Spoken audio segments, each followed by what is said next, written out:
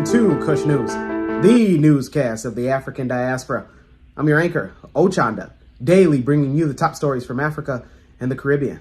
Let's take a look at today's news on Wednesday, April 19th, 2023. We go to Sudan, where the paramilitary and the Sudanese National Army are agreeing to a truce.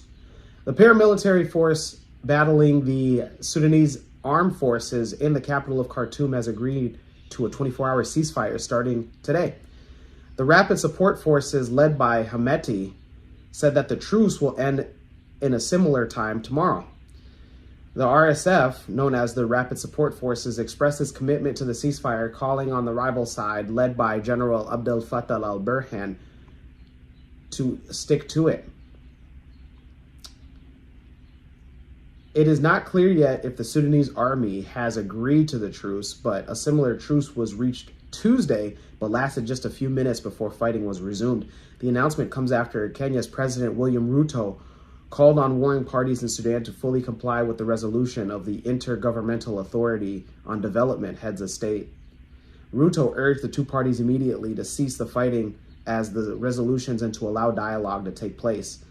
The head of state of Kenya also expressed concern over the deteriorating situation in Sudan as fighting entered its fifth day, saying the conflict threatens the stability of the region and the entire continent. President William Ruto stated Kenya is deeply alarmed at the misunderstanding over a single outstanding item in the political framework agreement, namely the time frame for integrating the RSF into the Sudan Armed Forces. He further appealed to the two leaders to allow unrestricted access to humanitarian aid and extend full cooperation.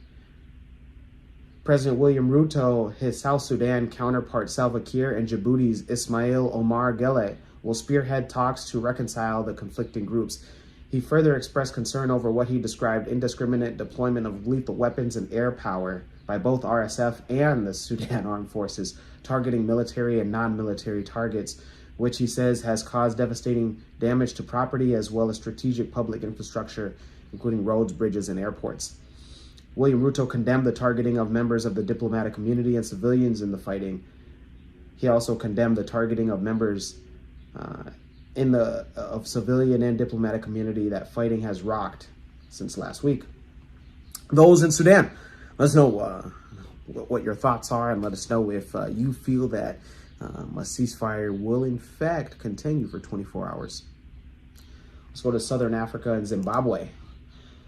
President Emerson Mnangagwa, aka the Crocodile, has described lithium as the new oil and has set a $10 billion revenue target while promising jobs. Mnangagwa said Zimbabwe is lucky to have vast lithium deposits.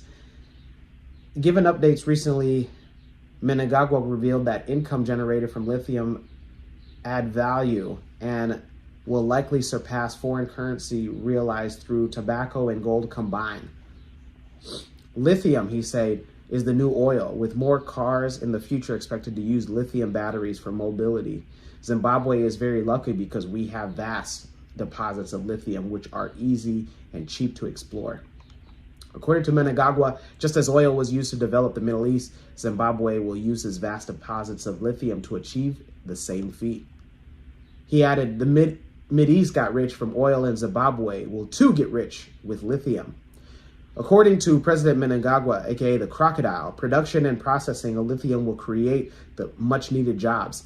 Lithium is among minerals expected to contribute to Zimbabwe's target to grow the mining sector to 12 billion in 2023. Zimbabwe holds the world's fifth largest lithium production, which lithium output has increased steadily in recent years. Recently, the government, through the Ministry of Mines and Mining Development, banned the export of any mineral ore containing lithium. Those in Zimbabwe, let us know if you agree with President Mnangagwa, aka the Crocodile, statements and lithium being the thing that push Zimbabwe into higher and greener pastures. Let's go to East Africa and take it to Rwanda. Well, actually, let's take it to Guinea, West Africa, excuse me. In Guinea-Conakry, they've named a highway after Rwandan President Paul Kagame. And Guinea-Conakry has named Belen Highway interchange after President Paul Kagame of Rwanda. The interchange name was announced by the president of the transition and Colonel Mohamedi Daobawaya during the inauguration ceremony held on April 18th and attended by Paul Kagame. The interchange that connects the capital Conakry to the countryside. According to media reports, the construction of the interchange is part of Guinea Conakry's ambitious project for the reconstruction and rehabilitation of urban roads and the construction of interchanges. Work on the Kagbelen interchange started on April 12th, 2021, and they were carried out by the Chinese construction company International Technology and Economic Cooperation. The same day, Kagame joined the colonel at the Prytani military of Guinea, where they met with students across the country's 33 districts and 5 provinces, training to be the next generation of leaders. Kagame has since Saturday been visiting countries in West Africa, first Benin and then Guinea-Bissau, before arriving in Guinea Conakry. On his arrival to Conakry, Kagame was welcomed by his host, Colonel Domboya, said that he draws inspiration from the Rwandan model. The colonel stated, from the 1994 genocide against the Tutsi to the reunification of the country, Rwanda has been able to recover, assume, and rebuild itself before asserting itself as an African reference. This is why the Rwandan model fascinates us.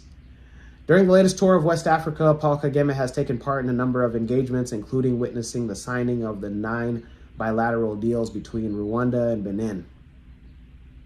Those in Guinea, Conakry, and those in Rwanda. Let us know how you guys feel, and congratulations to those in Rwanda. You guys have a whole highway named after you guys' president. Wow. Congratulations. Let's take it to Southern Africa, in the country of South Africa, to be specific. Inflation in South Africa has increased, and it's rose to 7.1% in March, according to statistics revealed on Wednesday. This means South Africa will pay for more goods, especially food and non-alcoholic beverages. According to the latest data, inflation edged higher to 7.1% in March and 7% in February. The monthly change in the consumer price was 1% in March, the most significant monthly rise since July of 2022, when it was 1.5%. Food, transport, and school fees have been steadily increasing, and data for the first quarter of the year survey that these also include housing rentals as well. In March, inflation for household contents and services increased to 6.9%, which was the highest annual increase since 2009. Domestic worker wages increased by 1.2% in March, and the highest since February of 2019. Those in South Africa, let us know your thoughts on the steady increase of inflation and how that's affecting you guys. Let's take it to the Caribbean and the CARICOM conference. Caribbean leaders have decided to ban the use of assault weapons in the civilian populations in their respective Caribbean nations. Trinidad and Tobago's Prime Minister Keith Rowley made the announcement on Tuesday while delivering closing remarks at the regional symposium of violence as a public health issue.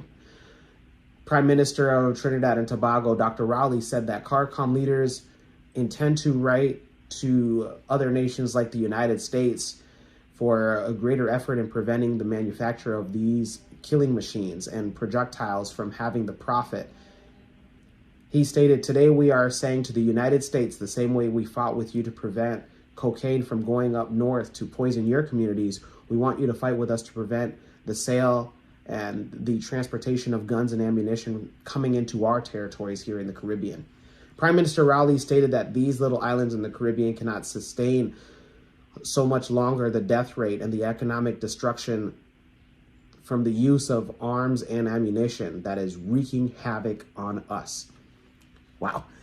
Those in the Caribbean, let us know on your thoughts, and let us know on how you feel. And let us know on if you feel that, in fact, this is going to end, or at least bring down violent crime in your guys' communities.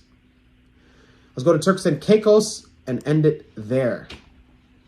Turks and Caicos, an archipelago of 40 coral islands in the Atlantic, is building its Vision 2040 by exploring possible ocean thermal energy.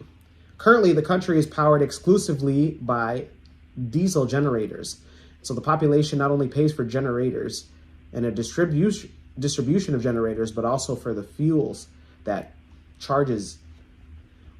Recent years have significantly increased energy bills due to global events. Renewable energy accounts for less than 1% of the power consumed, although some new solar sites have been planned. Like other tropical sites, the Turks and Caicos face the highest energy costs in the world and depend on new sources of power. At the beginning of March, a global team had visited the country to present its new technology and detail on how it's a solution for powering the islands. The meetings were held in the government of Turks and Caicos and the Energy and Utilities Department. The company is responsible for the energy supply. They state that the desktop studies have shown that Turks and Caicos possesses an ideal combination of warm seawater all year round with access to cold, deep water. They are also impressed with investment and organization made into the grid and distribution network on the island. Based on existing and academic research, the environmental impacts that Turks and Caicos believe in their 2040 vision are to be minimal but require further research. The operational noise and vibration levels will be addressed this time. Those in Turks and Caicos, let us know how you guys feel on the upcoming vision for 2040 and using thermal oceanic energy. We end today's newscast with the African proverb of the day. And it comes to us from Cameroon, Yaoundé. And it reads, "She is like a road, pretty but crooked." Once again, "She is like a road, pretty but crooked." Cameroonian proverb. Let me know your interpretations of the African proverb of the day, as well as your thoughts, views, questions, comments, and concerns on today's top stories. Don't forget to like, subscribe, and hit that notification bell for whenever we upload an episode, which is each and every single day. For Kush News on Kush Convos TV, I'm Ochanda. We'll see you soon.